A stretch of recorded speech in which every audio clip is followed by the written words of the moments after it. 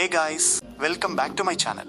ఈ రోజు మనం ఒక మామూలు రాయి గురించి కాదు, చరిత్ర గతిని మార్చేసిన, దేశాల మధ్య చిచ్చు పెట్టిన, రాజుల తలరాతలను మార్చేసిన ఒకే ఒక్క వజ్రం గురించి మాట్లాడుకోబోతున్నాం.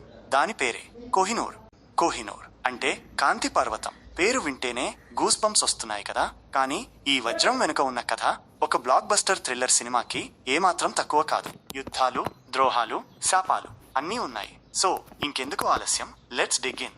Point number 1, the origin story. మన ఈ స్టోరీ ఎక్కడ మొదలైందో తెలుసా?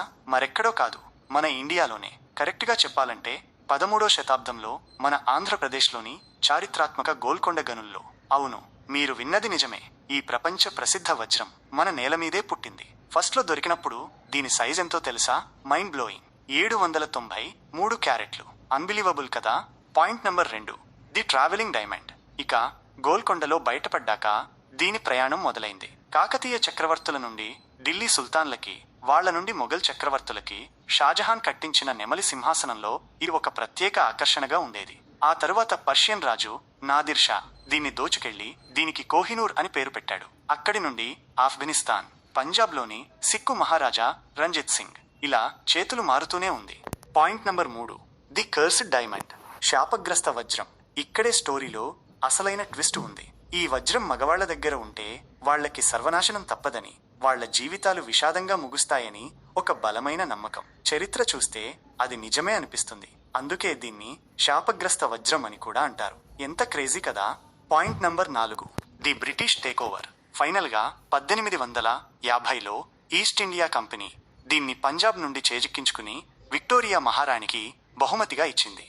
వాళ్ళు ఆ 793 క్యారెట్ల వజ్రాన్ని కట్ చేసి పాలిష్ చేసి ఇప్పుడు మనం చూస్తున్న 105.6 క్యారెట్ల షేప్కి తీసుకొచ్చారు. ప్రస్తుతం ఇది లండన్ టవర్లోని బ్రిటిష్ రాణి కిరీటంలో భద్రంగా ఉంది. Point number 5, the ultimate controversy. అయితే కథ ఇక్కడితో అయిపోలేదు. అసలు కథ ఇప్పుడే మొదలైంది. మన భారతదేశం బాస్, ఆ వజ్రం మాది, మా వారసత్వం, దాన్ని మాకు తిరిగి ఇచ్చేయండి అని బ్రిటన్ను గట్టిగా అడుగుతోంది. కేవలం మనమే కాదు, పాకిస్తాన్, ఇరాన్, ఆఫ్ఘనిస్తాన్ కూడా ఇది తమదే అని క్లెయిమ్ చేస్తున్నాయి. ఒకే వజ్రం, ఇన్ని దేశాల వాదన. ఇదొక ఇంటర్నేషనల్ డ్రామా. సో గాయ్స్, మీరేమంటారు? ఈ కోహినూర్ వజ్రం అసలు ఎవరికి చెందాలి? దాన్ని మన ఇండియాకి తిరిగి తీసుకురావాలా, లేక అది ఉన్న చోటే మ్యూజియంలో ఉండాలా? మీ అమూల్యమైన అభిప్రాయాలను కింద కామెంట్స్లో ఖచ్చితంగా నాతో పంచుకోండి. ఈ వీడియో మీకు నచ్చినట్లయితే ఒక్క లైక్ కొట్టండి, మీ ఫ్రెండ్స్తో షేర్ చేయండి. మరిన్ని ఇలాంటి ఇంట్రెస్టింగ్ వీడియోల కోసం మన ఛానల్కి సబ్స్క్రైబ్ చేసుకోవడం అస్సలు